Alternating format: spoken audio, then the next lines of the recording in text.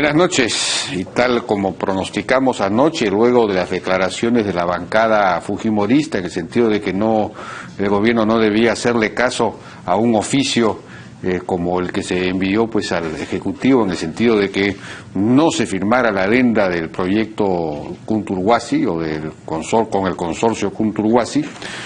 Realmente una reflexión insólita, ¿no?, de la bancada. De los oficios, pues no hay que hacerles caso a los oficios, porque dice que de hecho el Ejecutivo nunca hace caso a los oficios. Bueno, tal como pronosticamos, efectivamente, a consecuencia de eso, ya el Ejecutivo decidió hoy pues llevar adelante el proyecto, firmar la adenda, y anunció que el viernes iría, me parece, el presidente a Cusco a dar inicio a las obras. Escuchemos lo que dijo el ministro de Transportes, Martín Vizcarra. Hemos cursado un documento al propio presidente de la comisión que nos hizo llegar esta solicitud de abstención para que nos diga por qué tendríamos que abstenernos, por qué firmar una modificación que reduce el monto del contrato por concepto de intereses en más de 500 millones de dólares es lesivo para los intereses del Estado. Hasta el día de hoy, que ha sido el Consejo de Ministros, no hemos recibido respuesta alguna. Y sin embargo, tenemos información que congresistas del mismo partido político que se encuentran en la ciudad del Cusco dicen que van a apoyar decididamente la construcción de este importante proyecto.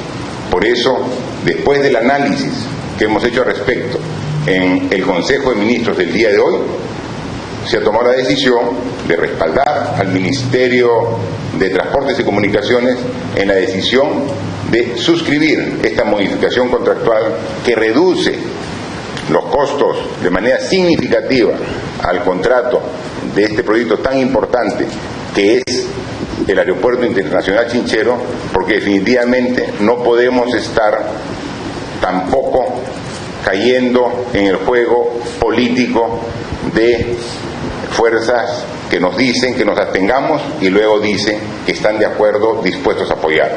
En consecuencia, hemos decidido continuar el proceso que lo detuvimos el día lunes y estaremos con el presidente de la República el día viernes, pasado mañana, en Chinchero, en Cusco, para dar inicio de las obras de este importante proyecto en beneficio de Cusco y de todo el Perú. Asunto resuelto, entonces, por lo menos por el momento. Ayer nos preguntábamos si el consorcio Kunturhuasi, que fue quien ganó esta licitación, ganó porque no incluyó en su propuesta los intereses, el cálculo de los intereses, y más bien los otros dos postores que perdieron sí los incluyeron. Y hemos tenido una respuesta a esta pregunta de parte de Alfonso García Miró, que nos envió un correo diciéndonos lo siguiente: en todas las concesiones cofinanciadas, APPs como la de Chinchero, el criterio de adjudicación o factor de competencia es fundamentalmente aquel que ofrezca el menor subsidio estatal para el costo de la construcción, criterio dentro del cual los intereses incurridos durante el proceso constructivo forman parte de él, es decir, se incluye los intereses. En ese sentido, si le descontamos ese costo a las demás propuestas que presentaron los demás postores, entonces Kunturhuasi hubiese quedado descalificada como la más costosa de las tres propuestas presentadas. O sea que lo que está diciendo García Miró es que los otros dos postores que perdieron sí presentaron el cálculo de intereses y por eso le salió más cara la propuesta.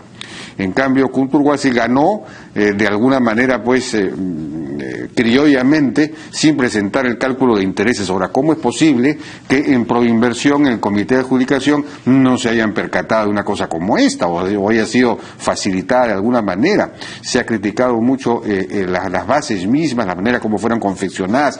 Todo esto debe en realidad investigarse, ¿no? Bueno, y respecto del tema del cierre financiero, me dice Alfonso García Miró que en realidad no cumplió Kunturhuasi con el cierre financiero. Es falso que Kunturhuasi haya cumplido con su compromiso de presentar oportunamente un cierre financiero legalmente válido. Su contrato de concesión los obliga a que en un plazo que ya venció hace mucho tiempo, el concesionario presente un cierre financiero con bancos que sean considerados acreedores permitidos por el Banco Central de Reserva, para lo cual hay una lista objetiva de los acreedores permitidos.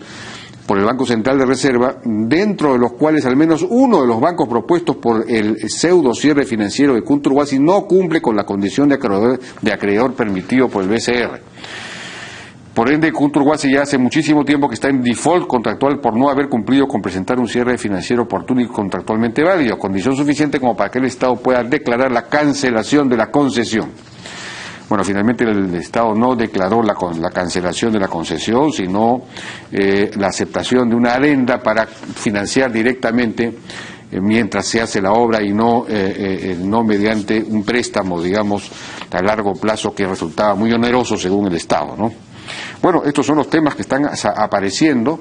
Esto hemos debido conocerlo ayer o antes de ayer, pero en fin, recién nos ha llegado la información hoy día. De hecho, tenemos acá los oficios que envía el Ministerio de Transportes al consorcio, señalando que no se aprueba. Este es sobre la solicitud de autorización de endeudamiento garantizado permitido. Y él dice este oficio que el concedente emite opinión no favorable a aceptar este cierre financiero, digamos, por las siguientes razones. El procedimiento propuesto por la concesionaria para calcular la tasa promedio ponderado de financiamiento es incorrecto y desvirtúa el costo del endeudamiento garantizado permitido, etcétera. Se enumera varias razones por las cuales no se acepta la propuesta de cierre financiero o de financiamiento presentada por el consorcio. Y esto es ratificado, luego de una respuesta del propio consorcio, es ratificado en un nuevo oficio, esta vez del 2 de enero, efectivamente, dice: al respecto, no obstante que nos reafirmamos en nuestra opinión respecto a que el endeudamiento garantizado permitido presentado por su representante generaría un perjuicio económico al concedente. De modo tal, pues, que resulta que estos oficios firmados por el Ministerio de Transportes, por el director general de Jaco Rosas, director general de concesiones en transportes, pues también confirman que ese cierre financiero no estaba conseguido, no se había alcanzado, y por lo tanto la concesión podía ser efectivamente cancelada. Bueno, estamos ahora con José Ugaz, que es presidente de Transparencia Internacional, para conversar de esto, pero sobre todo de lo que ha ocurrido hoy día en el Congreso y en general de todo el proceso de investigación del caso Lavallato. José, ¿qué tal? ¿Cómo estás? Buenas noches, Jaime. ¿Qué tal? ¿Cómo está? No sé si tiene alguna opinión sobre este asunto del consorcio, que es un asunto ya específico, ¿no?, del consorcio Kuntur Wasi y de la solución que finalmente ha encontrado el gobierno. Bueno, he escuchado las versiones de ambos lados. Lo único que yo podría decir es que esto demuestra que estamos en un clima de absoluta pérdida de confianza, que es una de las principales consecuencias que genera la corrupción. La corrupción, según se estudiaba a nivel global, uno de los primeros elementos perniciosos que genera es la pérdida de la confianza. Se genera suspicacia por todo y ahora estamos viviendo un ambiente absolutamente exacerbado. Todos son sospechosos de corrupción, todos se acusan mutuamente, hay campañas en las redes y ante la opinión pública en la que todos aparecen como vinculados de alguna manera a esta red de corrupción. Entonces creo que lo de Odebrecht de alguna manera ha venido a sellar esta tendencia que la polarización política ya venía trayendo desde el inicio de estas elecciones, ¿no? Sí, pues efectivamente, ¿no? Y también hay la versión de que, claro, están cayendo los peces menores, pero no los peces grandes. Hay el caso, por ejemplo, de Alejandro Toledo, que es un caso ya notorio, ¿no? Es el que más directamente vinculado estaría, de acuerdo a las pruebas que existen, a los indicios, a las revelaciones que hay, y sin embargo no tiene ninguna clase de impedimento ni nada. Y yo entiendo que eso genera a veces suspicacia, más aún en un clima enrarecido como el que estamos viviendo, pero también hay que entender que hay razones técnicas que de alguna manera explican estas situaciones que aparentemente podrían parecer oscuras o de falta de voluntad política o decisión de la Fiscalía. Por ejemplo, esto de ir a los peces gordos normalmente en organizaciones criminales, donde además se va a través de un proceso de delación premiada o colaboración eficaz, como le llamamos en el Perú, tiende a ser piramidal de abajo hacia arriba. Es decir, decir, quienes se van acogiendo porque han sido sorprendidos en la fase ejecutiva del delito van entregando información que permiten subir la escalera, si no es muy difícil llegar de frente a la cabeza. En el caso de Toledo, donde ya efectivamente parece que el círculo está cerrado, entiendo que hay una razón técnica, y es que la información que ha obtenido la Fiscalía, donde aparece la cuenta, entiendo que es información que viene del Reino Unido, de Maiman, que ya termina de demostrar que ha habido un pago indebido que termina en Ecoteva y en la famosa casa de Caso Harinas, aún no hay autorización del país que originalmente ha enseñado esta información a que ésta se utilice en un proceso penal en el Perú. Entonces yo creo que tan pronto eso ocurra, la Fiscalía va a estar en condiciones de poder pedir la detención de la cual ya se viene hablando hace unos días, ¿no? La explicación que se dio es que esa información la tiene el fiscal Hamilton Castro, pero que no se la puede dar al fiscal del caso Ecoteva para, es decir, entre fiscales no se pueden dar la información. Sí, eso a mí me sorprende muchísimo. Es que ocurre igual que en las extradiciones. Por ejemplo, cuando se extradita a Fujimori o a otros notables personajes procesados o investigados aquí por corrupción. En el caso de Chile, por ejemplo, Chile entrega a Fujimori, pero lo entrega por una cantidad determinada de delitos, y eso no autoriza a utilizar esa información para otras investigaciones. Y eso es exactamente lo que parece que está ocurriendo en este caso, que Inglaterra ha entregado esta información para una investigación específica, pero para poder compartirla con otra, aunque parezca un ritualismo absurdo, las reglas internacionales de cooperación y mutua en investigaciones penales establece ese tipo de limitaciones. Entonces hay que pedir una autorización para poder remitir esa prueba a una investigación distinta para la que originalmente fue entregada. Pero habría que encontrar alguna clase de solución, que se acumulen las dos investigaciones, que el fiscal Castro maneje todo. En fin, es un solo caso finalmente, ¿no? Es la corrupción desatada por la política de Estado brasilera, en buena cuenta. Es decir, ese es un caso que forma parte de lo mismo, ¿no?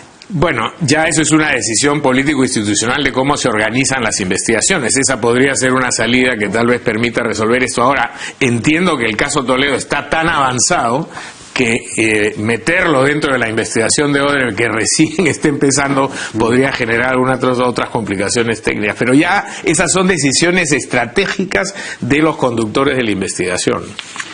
Bueno, vayamos al conflicto que se ha producido hoy día en el Congreso, entre el Congreso y la Fiscalía de la Nación. Se han vertido expresiones muy fuertes respecto del fiscal de la Nación y del fiscal Castro. Esto a raíz de un oficio enviado por el fiscal de la Nación. Noten el oficio, a ver si lo tenemos por acá. Un oficio efectivamente enviado por el fiscal de la Nación al señor Víctor Augusto Albrecht Rodríguez, que es el presidente de la Comisión Lavallato, en el que le dice que por mandato constitucional, estoy resumiendo, ¿sí? Por mandato constitucional el Ministerio Público es un órgano autónomo y que entre otras funciones dirige la investigación del delito, etcétera. Asimismo, la legislación procesal penal vigente establece la reserva de las investigaciones penales, lo que impide al fiscal dar a conocer el contenido de la investigación, diligencias realizadas o por realizar. Más adelante dice, conforme al artículo 139, inciso 2 de la Constitución Política, ninguna autoridad puede abocarse a causas pendientes ante el órgano jurisdiccional ni intervenir en el ejercicio de sus funciones. También dice que el artículo 97 contempla la creación de comisiones investigadoras del Congreso, pero dice que la facultad de investigación del Congreso no debe interferir en el procedimiento jurisdiccional. Aparentemente están citando alguna resolución del Tribunal Constitucional, no queda claro. Se acuerda no autorizar al señor Hamilton Castro Trigoso, fiscal provincial titular de la Fiscalía de su propiedad, a asistir pues al Congreso, a la Comisión Especial Multipartidaria del Congreso. Es decir, le dice, no, señor Hamilton Castro no va a asistir, fue invitado y no va a asistir. Esto ha generado un revuelo tremendo en la Comisión Lavallato del día de hoy. Tenemos, por ejemplo, parte de las declaraciones, de las cosas que dijo Víctor Andrés García Belaúnde, Mauricio Mulder, a ver si podemos poner. Yo, particularmente, que he sufrido las consecuencias de la Fiscalía, 26 denuncias penales por lavado de activos y por cualquier otra cosa más que recibí cuando yo investigaba, todavía empezaba a investigar a Orellana, que nadie lo conocía. Ellos sí lo conocían mucho, por supuesto, pero el gran público no lo conocía. 26 denuncias penales. Y yo tuve fiscales, presidente, que procesaban las denuncias de lavado de activos contra mí, a pesar que la denuncia era puesta por un señor Bravo Manco, que nunca se presentaba.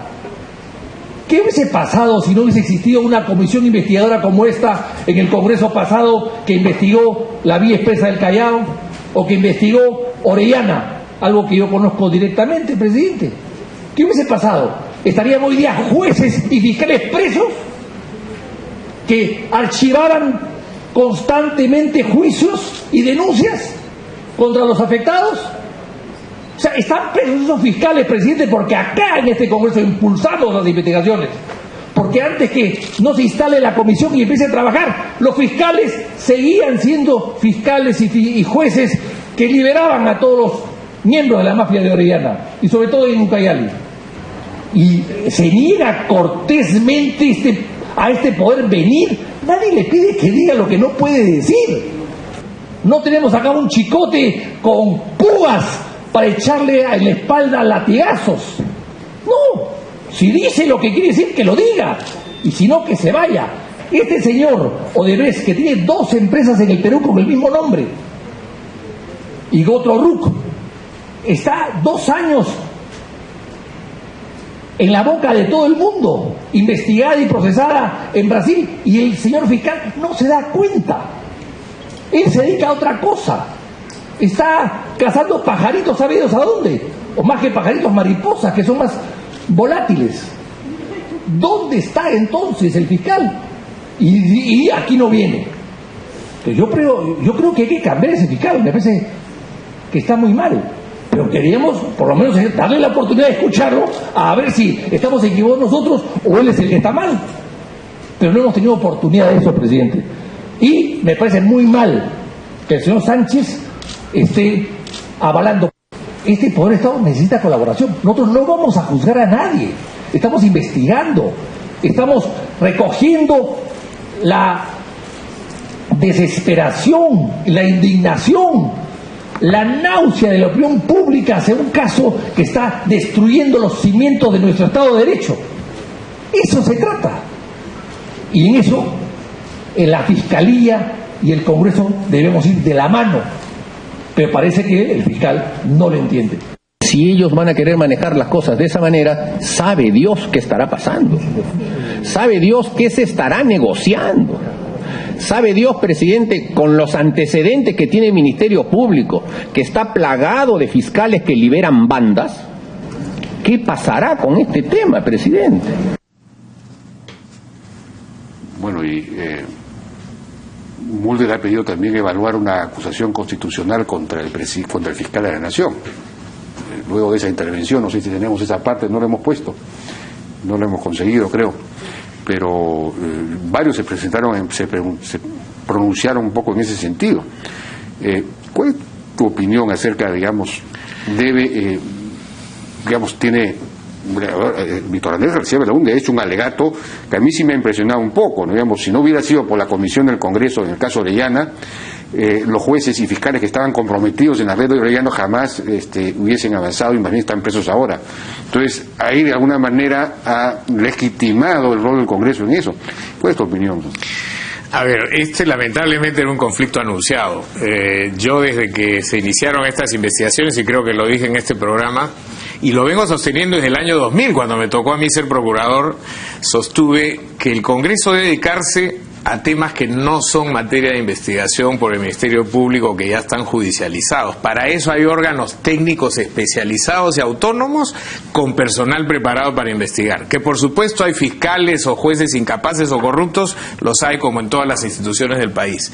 Pero creo que se comete un gravísimo error pretendiendo que un estamento político utilice una investigación de este tipo para, en el contexto de una investigación, armar una serie de debates colaterales a la misma y contaminar un proceso que ya de por sí es bastante delicado.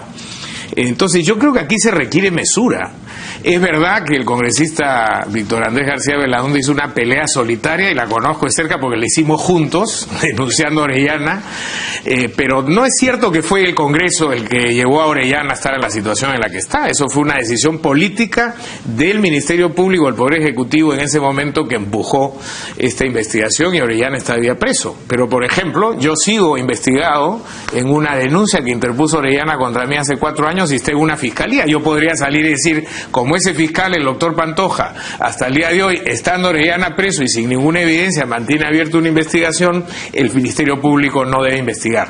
No es así. Yo creo que hay un estamento técnico y profesional, que es la Fiscalía, que efectivamente es un organismo autónomo y tiene al Poder Judicial al frente. El Poder Judicial tiene la capacidad, al igual que la Fiscalía, para llevar adelante estas investigaciones, y lo demostraron claramente durante el proceso anticorrupción de Fujimori y Montesinos. Entonces, creo que hay que bajar el tono, que este tipo de agresiones al fiscal de la Nación, estas amenazas de que lo van a llevar a levantamiento de fuero y denunciarlo, etcétera, o que el fiscal Hamilton no es la persona adecuada, me parece que son excesos que tienden a politizar el caso, que no le hacen bien a la investigación y que de alguna manera lo único que contribuyen es a generar más suspicacia, porque ahora lo que están diciendo, la Fiscalía estará escondiendo algo, debe haber un arreglo bajo la mesa entre el fiscal de la Nación, Pablo Sánchez, y los corruptos de Odebrecht. Yo creo que eso lamentablemente no es así, o afortunadamente no es así,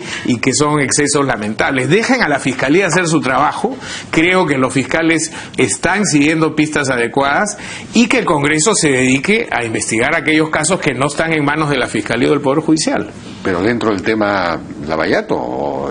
Bueno, pueden por supuesto investigar temas colaterales, pero hay un mandato constitucional al Ministerio Público y al Poder Judicial. Es verdad que la Constitución le asigna funciones de fiscalización al Congreso, pero yo creo que no hace bien para una investigación. ¿Usted se imagina lo que ocurriría en el Brasil si el Congreso brasilero estuviera llamando a los fiscales del equipo Lavajato a ir a un Congreso que además se los quiere tumbar y que está absolutamente contaminado por el gobierno de Temer y el gobierno de Lula y de la presidenta Rousseff? Es decir, este caso toca sensibles fibras tan sensibles políticamente, que permitir que el Congreso sea el que marque el ritmo de esto, yo creo que no contribuye a la sanidad de las investigaciones. Por supuesto, esta noche van a empezar a decir que yo estoy planteando esto porque, como soy el abogado de Odebrecht, que ya empezaron a decirlo, no quiero ser investigado por el Congreso. El Congreso ha pretendido también llevar a su fuero investigaciones de casos entre privados, y esto ya el Tribunal Constitucional ha señalado que no está dentro de su ámbito. Entonces, abogado de Odebrecht. No, yo he mencionado, a raíz de un comentario que se hizo por un periodista, y además ha salido un comunicado de mi oficina, que nosotros hicimos 2 o 3 informes y llevamos 2 procesos, nada vinculados a estos temas, sino fue un accidente de un menor de edad en una obra donde Odebrecht participaba, y el otro fue un juicio que le hizo un proveedor, pero no hemos sido ni por mucho menos los abogados de esta empresa ni de las vinculadas, y yo personalmente, que me dedico al derecho penal, nunca he tenido ninguna relación con estas empresas, ni conozco a ninguno de los personajes, si no, por supuesto, no podría hablar con la libertad con la que hablo del caso. Ahora, tiene razón el fiscal de la Nación cuando dice que, digamos, fundamenta la no asistencia del fiscal Hamilton Castro al Congreso en la reserva de la investigación, que no puede brindar información sobre ningún proceso. Yo creo que el fiscal hace bien, el fiscal de la Nación, en cuidar su investigación. Imagínese usted que mañana llegan información que está llevando a pistas o a determinar responsabilidades de terceras personas al Congreso. A los 15 minutos va a tener usted un congresista ante las cámaras de televisión diciendo hay que buscar a esta persona. Se malogró la investigación.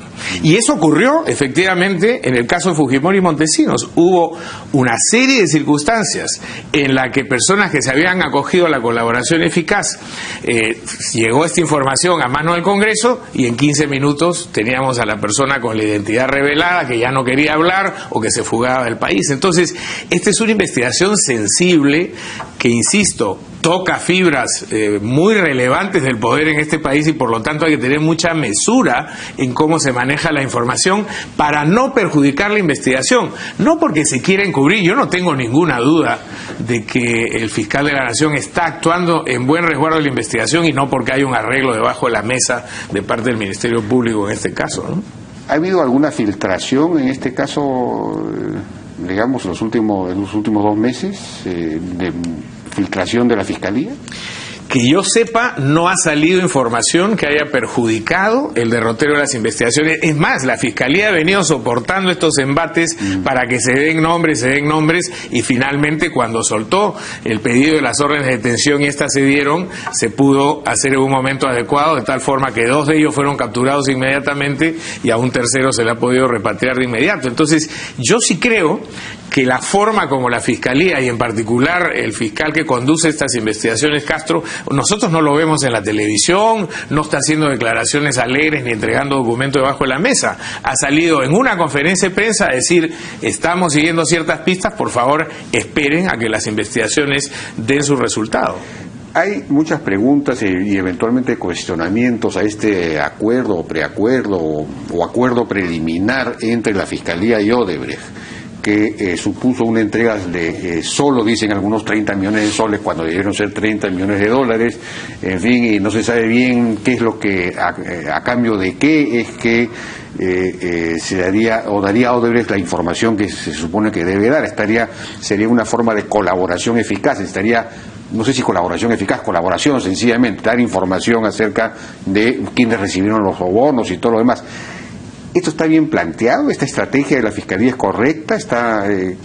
¿Qué tendría que hacer? Yo creo que ahí hay un punto importante, porque efectivamente el cuidado de la reserva de la investigación no implica que todo debe ser reservado. Si se puede a la opinión pública entregar información, y hay casos muy relevantes donde se hacen conferencias de prensa y se va anunciando los avances que se tienen, podría haberse explicado mejor los términos de este acuerdo, que me parece que han generado mucha confusión.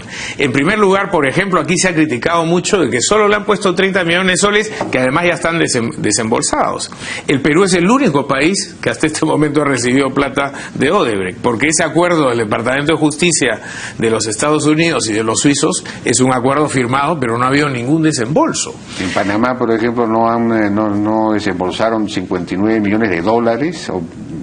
Hasta donde yo tengo conocimiento, Odebrecht no ha desembolsado un centavo, y entiendo que su representante en el Perú ha dicho que las únicas autoridades que han recibido hasta este momento un pago son las autoridades peruanas. Pero aquí se ha confundido, por ejemplo, porque no se ha explicado bien cuál es la naturaleza de esos 30 millones de soles. ¿Es reparación civil? Entonces, si es reparación civil, ¿por qué no está el procurador? La Fiscalía ya se habló de decir, no es reparación civil, es un adelanto de la devolución del dinero que han tomado indebidamente por acto de corrupción. Entonces uno hace el cálculo y dice, ¿por qué 30 millones de soles si por lo menos lo que se ha detectado, de acuerdo al Departamento de Justicia, es mucho más dinero? Debió llegarse a ese punto o hacer algún cálculo de otra naturaleza. Creo que estas suspicacias y cuestionamientos se hubieran salvado si es que la Fiscalía hubiera explicado de una mejor manera los alcances de ese acuerdo, sin por supuesto revelar su estrategia, que creo que son dos actitudes perfectamente compatibles, ¿no? Ahora, no tenemos de parte del gobierno un procurador ad hoc de suficiente peso, digamos, que pueda manejar esta situación.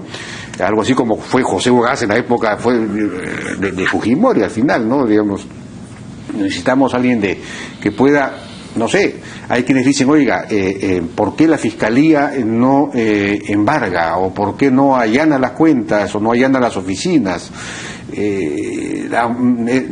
Por el contrario, la Fiscalía estaría negando ese pedido. Parece que el procurador Enco solicitó el embargo y el allanamiento de las cuentas, en fin, el congelamiento de las cuentas, y esto fue negado por la Fiscalía. ¿Tiene sentido que la Fiscalía niegue estas cosas? ¿Tiene sentido no embargar? ¿Qué es lo que habría que hacer en relación a los proyectos, a las concesiones que está haciendo Odebrecht? Una vez más, creo que ahí hay un problema de comunicación y de información por parte del Ministerio Público. Yo insisto, el principio es resguardar la investigación y no malograr la estrategia ni adelantar información que la pueda perjudicar. Pero eso no quiere decir que no se pueda establecer una política comunicacional que sea más eficiente y que permita evitar este tipo de suspicacias. El procurador Enco ha hecho una serie de solicitudes. La Fiscalía ha declarado el día de ayer que ellos no le han negado su pedido, y sin embargo la sensación que queda es la de la Procuraduría diciendo sí me han negado. ¿Cuál es el papel de un procurador ad hoc y por qué la legislación peruana permite eso? Nuestra ley señala que en casos en los que el Estado considere que hay una particular complejidad o conflictividad que se salen del conducto natural de los conflictos en los que el Estado es agraviado, se puede traer personas de fuera del sistema oficial para que se hagan cargo. Hemos tenido en el Perú procuradores ad hoc notables, Jorge Avendaño, Mario Pasco, personalidades con especialidades muy específicas a quienes se les encargó, en virtud de esta ley, la posibilidad de defender los intereses del Estado. El hecho de que sean personas conocidas o menos conocidas en realidad no es tan importante, sino la capacidad que tenga quien sea designado para formar un equipo que cuente los recursos y con la voluntad política para poder llevar adelante una investigación de esta complejidad. Hasta ahora no encuentran a la persona, por lo visto, lo están buscando, supongo. Bueno, el hecho que hayan decidido... A ver, la decisión de que no sea el procurador actual anticorrupción el que haya continuado, el procurador Enco, con estas investigaciones, tiene una cierta racionalidad. Él es el procurador de todos los casos de corrupción en el Perú, que son miles. Por lo tanto, este caso no puede estar en manos de alguien que a su vez tiene que atender 1000 casos. Hay que buscar a alguien especial. De ahí parece que efectivamente han estado buscando y hasta este momento no encuentran a alguien con las características que un caso de este tipo requiere. Y esperemos que sea pronto, porque creo que lo que no puede haber más es este divorcio entre el Ministerio Público y la Procuraduría, que representa los intereses del Poder Ejecutivo, y no hace bien al sistema ver que se hablan por los periódicos y que se están acusando mutuamente de actos que aparentemente además ni siquiera están discrepando en la sustancia, ¿no? ¿Qué es lo que debería hacerse con los activos de las empresas de Odebrecht, de los consorcios en los que participa? Por ejemplo, bueno, hay quienes dicen habría que embargar para negociar desde una posición de fuerza, digamos. Ayer o antes de ayer acá, Jaime Pinto sugirió que más bien habría que nombrar, el juez debería nombrar un interventor o interventores en cada uno de los, para permitir de un lado que los proyectos sigan su marcha, porque el otro problema de esto es que todo se está paralizando en un momento en que hay que recuperar la economía, ¿no? Para que de alguna manera los proyectos sigan su marcha, pero intervenidos, es decir, que se tenga que pedir permiso para los distintos gastos, para las asignaciones, en fin, las transferencias y lo que fuese. No sé cuál debería ser la estrategia frente a esto. Creo que este caso plantea una complejidad de un balance que tiene que ser muy sutil, porque si se accede a la demanda de algunos que dicen que se vayan del país, que no operen más, quítenles todo, el Perú efectivamente va a sufrir un impacto tremendo. Solamente la paralización del gasoducto del sur es un punto del PBI. Estamos hablando de 2.000 millones de dólares que el Perú va a perder este año por esta situación. Si se paran todas las obras de gran infraestructura donde estas empresas corruptas han participado, entonces entramos en una situación de colapso. Creo efectivamente que medidas como las que sugiere el doctor Pinto y otros, en los que hayan interventores, donde se puedan establecer mecanismos de regulación que permitan darle cierta continuidad a las obras, no paralizarlas, que por supuesto quienes han incurrido en delito de corrupción no sigan obteniendo ningún tipo de beneficio de estas obras, ese es otro problema, deberían implementarse. Eso pasa por embargos en forma de intervención, eventualmente la aplicación de la ley de pérdida de dominio u otros mecanismos que permitan de alguna manera que el Estado peruano pueda seguir impulsando las obras, que los corruptos no queden impunes y por supuesto que no tengan ganancias después de haber incurrido en actos de corrupción, pero que el Perú no se perjudique. Pero ¿cómo es eso de la pérdida de dominio de modo tal que la obra siga? No entiendo nada. Hay un procedimiento en virtud del cual, cuando se cumplen determinadas condiciones que habría que ver si se cumplen en este caso, se puede llevar un proceso distinto al proceso penal con un estándar de prueba menor para que quien ha incurrido en un delito pierda el dominio de determinados bienes. Y eso puede dar pie a una negociación entre el Estado peruano y las empresas involucradas para tratar de llegar a una solución intermedia. En caso que no hubiera intención de colaborar, como ya se ha insinuado también en algún momento por una de estas empresas, entonces lamentablemente no queda otra que tomar el control de estas inversiones. Ahora, este señor Cruz está diciendo que la empresa quiere colaborar y la digamos, la idea de este acuerdo o preacuerdo con la Fiscalía habría sido iniciativa de la propia Odebrecht. ¿Qué es lo que estaría buscando Odebrecht con eso? Efectivamente, seguir operando. Yo creo que lo que están evitando es la quiebra a nivel global. Me da la impresión de que tanto las multas que le están imponiendo en Estados Unidos y Suiza, más lo que está ocurriendo en todos los otros países, incluido Brasil, los está poniendo en una situación sumamente difícil. Esta es una empresa que por su tamaño ha empleado a miles de personas, ha logrado crecer a un punto tal en el que creo que estos dineros que va a tener que reponer, ahora que se han descubierto sus delitos, la pone en una situación de crisis y de posible insolvencia que los está tratando de llevar a no colapsar. Sí, pues bueno, ellos están además, me imagino que por esa misma razón, tratando de vender sus activos. Hoy día lo dijo también este señor Cruz en el Congreso. Están tratando de vender todas las concesiones que tienen acá, digamos, ¿no? En ese caso, ¿se debe permitir esa venta? ¿Qué hacer con los recursos que obtiene Odebrecht? ¿Cómo manejar ese tema?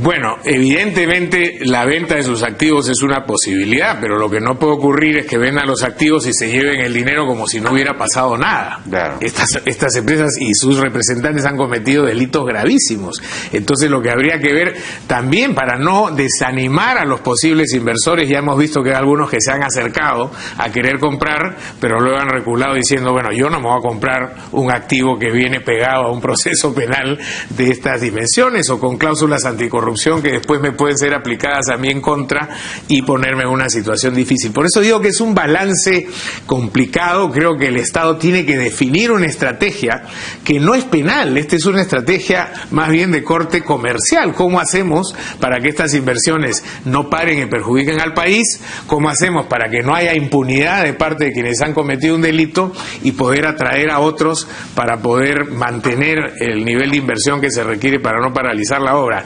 Eso es una obra de orfebrería, de alta tecnología, digamos, muy sofisticada y que requiere un equilibrio complejo, ¿no? Entonces habría que retirar la cláusula anticorrupción en algunos casos, por ejemplo en el caso del Gasoducto del Sur, si queremos que entre alguien en este momento a hacerse cargo. Al contrario, yo creo que la cláusula anticorrupción, esta además deben incorporarse a todos los contratos futuros, es una que permite una salvaguarda para el Estado, pero la cláusula anticorrupción no debe ser un elemento de desaliento para el nuevo inversor. Esa se aplica al que cometió la corrupción, no al que viene más bien a hacer una situación de rescate, ¿no? Entonces hay que aclarar eso, porque las empresas no entraron precisamente al Gasoducto del Sur por esa razón. Por eso digo que creo que corresponde al Ejecutivo buscar a sus mejores técnicos y diseñar una estrategia que les sea propuesta a las autoridades judiciales y fiscales para que puedan sentarse a negociar eficazmente con quienes están siendo investigados en este momento. Bueno, dicho sea de paso, hoy día el Ejecutivo ha dictado un decreto de urgencia que autoriza a Dosinermin a adoptar las medidas extraordinarias para la debida protección de los bienes en la situación que se encuentra, de los bienes de Odebrecht, del Gasoducto del Sur, ¿no? Es decir, básicamente se refiere, me imagino, a los tubos, a ciertas obras, es decir, para que no se malogren, en fin. Ya por lo menos hay una decisión de algún tipo ahí. Ahora, esto está empezando. Esto es una especie de cataclismo no solamente peruano, no, sino internacional, en general en toda América Latina, salvo en Venezuela, en donde no, pese a que ahí la corrupción señalada en el acuerdo con el Departamento de Justicia norteamericano, en Venezuela creo que es el segundo país. El segundo país de mayor inversión. De mayor cantidad de sobornos, ahí no pasa nada, es como si ahí no causa ninguna conmoción este tema. Pero salió la noticia ayer de que la revista Veja está informando en el Brasil de que Michelle Bachelet habría recibido un soborno de OAS creo que para la campaña electoral, no se sabe bien para qué. ¿Qué información hay acerca de eso? Mire, son 10 países latinoamericanos que están vinculados a estas prácticas corruptas de las empresas de construcción brasileras. Venezuela efectivamente es el segundo, hasta donde se sabe, de mayor corrupción en los esquemas que ellos han practicado. Sin embargo, como es un sistema cerrado, no se sabe absolutamente nada. Nosotros que tenemos un capítulo en Venezuela estamos pidiendo información y se nos ha negado toda la información respecto del caso en particular. Y además Venezuela está pasando por un problema más complicado y es que se han detectado, había una publicación hace poco en una revista internacional que existen mafias de tráfico de alimentos que superan incluso a las de narcotráfico por los montos que están movilizando para poder mantener al ejército tranquilo y que no se produzca una revuelta en ese país. En el caso de los otros países, Panamá, por ejemplo, ya se detectó que han habido dineros y millones de dólares a los hijos del presidente Martinelli para poder facilitarle vía su padre, cuando fue presidente, las obras del metro y otras obras de Panamá. Hasta donde se ha podido averiguar, y es la información que nosotros estamos recopilando de la sociedad civil, han habido básicamente dos esquemas aquí. Uno es el de la infiltración de la política, el financiamiento de las campañas. Es decir, antes de que fueran electas determinadas personalidades se les entregaba dinero. En el caso peruano, claramente al Partido Nacionalista, que ha recibido dineros de Venezuela y también de Brasil en este caso, y habrá que ver efectivamente hasta qué punto ese dinero también ha impactado a los otros partidos. En el caso de Guatemala se sabe a la fecha que ya todos los candidatos de la última elección recibieron dinero de las brasileras. Y en el caso de Argentina y otros países también ya hay indicios razonables de que han estado pagando para infiltrar la política. Esa ha sido una punta del esquema de sobornos. La otra han sido el sobredimensionamiento de las obras, que es donde hacían esta utilidad que permitía luego meterse el dinero al bolsillo y pagar los sobornos, ¿no? Que son las famosas adendas, las extensiones de los contratos, de los incrementos de los precios, etcétera, ¿no? Bueno, pero en el caso de Chile, Chile no está en la relación de esos 10 países, no aparece como víctima de Odebrecht, digamos, Chile, ¿no? Sin embargo, OA sí habría ingresado. Habría que ver, esto va a causar también, supongo, yo no he visto las reacciones del día de hoy en Chile, pero puede causar un terremoto. No, en Chile ya en este momento se están exigiendo las investigaciones sobre el tema, y hay varias organizaciones. Aparentemente no solamente la presidenta Bachelet habría recibido su partido en financiamiento, sino también Ominami, que venía planteándose como un candidato alternativo progresista, digamos, en ese momento. Entonces, esto a Chile le cae en una mala circunstancia, porque ya venían los escándalos donde el hijo de la presidenta Bachelet y su nuera están siendo procesados por caso de corrupción, y luego otro escándalo que involucra a varios congresistas con algunas empresas importantes de Chile. Pues la semana pasada la presidenta Bachelet tenía 18% de popularidad, un nivel casi toledano. En Chile jamás ha pasado una cosa así. Bueno, y en el tema en Brasil, que murió, digamos, un juez clave en todo este asunto murió en un accidente aéreo. No sé, hay por supuesto toda clase de especulaciones acerca de este accidente pudo haber sido causado. ¿Eso ha afectado el proceso? No, felizmente no. Primero, creo que ya está casi confirmado que ha sido un accidente. Por un tema de mal tiempo y la incapacidad operativa de ese aeropuerto en particular.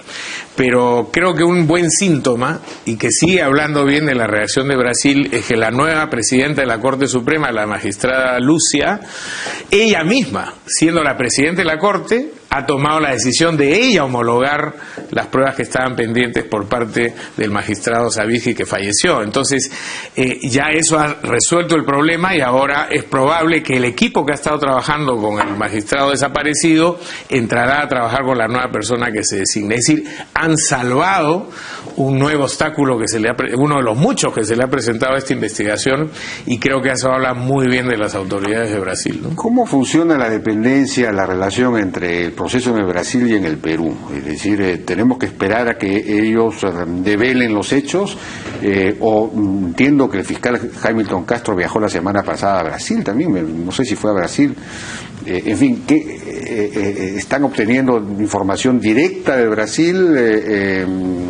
los fiscales, los jueces, en fin, es decir, ¿cómo es que nos vamos a finalmente nutrir de lo que se está avanzando allá? Mire, cuando hablamos de falta de información y de una estrategia no suficiente de comunicación, me refería a este tipo de circunstancias. Por ejemplo, ha habido una reunión entre el fiscal de la Nación del Perú y el procurador general de Brasil, el magistrado Janot, y sin embargo no sabemos en qué términos han llegado ellos a algún tipo de acuerdo. De pronto hay cosas que no debemos saber, y claro, que es adecuado que no se sepa, y que están conversando de Ministerio Público a Ministerio Público. Lo que sí le puedo decir es que hay procedimientos regulados que se tienen que cumplir. Cuando se ha hablado con los magistrados de la Fuerza de Tarea, que son los fiscales Lavajato, ellos claramente han señalado que luego de la homologación tiene que venir un proceso de verificación de lo que se obtiene. cosa que nuestra ley también provee. Es decir, no bastaba, en el caso peruano, por ejemplo, que la señora Pinchi Pinchi o los vendedores de armas dijeran que ellos habían pagado aquí o allá o habían recibido dinero indebido de un lugar u otro. Luego de eso había que ir a mirar los documentos, buscar testigos, confirmar esa versión, porque si no ocurría lo que ocurrió con la ley de terrorismo, en la que se tomaba como cierto lo que cualquiera que se decía acogido al beneficio, y luego se cometieron muchas injusticias al punto que hubo que crear una comisión de indultos que presidió Jorge Santisteban. Entonces, ese proceso de verificación toma un tiempo, de ahí que, según nos dijeron los fiscales en su momento, para que esa información oficialmente llegue al Perú van a pasar varios meses. Ellos hablaban de agosto a octubre. Sin embargo, puede ser que hayan acuerdos bilaterales no hechos públicos, en virtud de los cuales se pueda compartir esa información que ya se considere que está lo suficientemente confirmada, ¿no? Hoy día ha habido una noticia interesante, y es que el presidente del Consejo de Ministros ha anunciado que los ministros van a publicar su declaración de intereses. No sé si tenemos rápidamente la declaración del presidente. De Ministros tomó la decisión de presentar declaraciones juradas de interés, fruto de lo que fue la recomendación de la Comisión Presidencial de Integridad. Tanto el presidente como el resto de los ministros hemos presentado esta declaración de intereses que está a disposición del público en las diferentes páginas web de los ministerios. Como ustedes saben, uno de los temas más importantes para nosotros es justamente trabajar y de forma transparente. Hemos pedido también que en las próximas semanas los viceministros, secretarios generales y jefes de gabinete realicen exactamente lo mismo.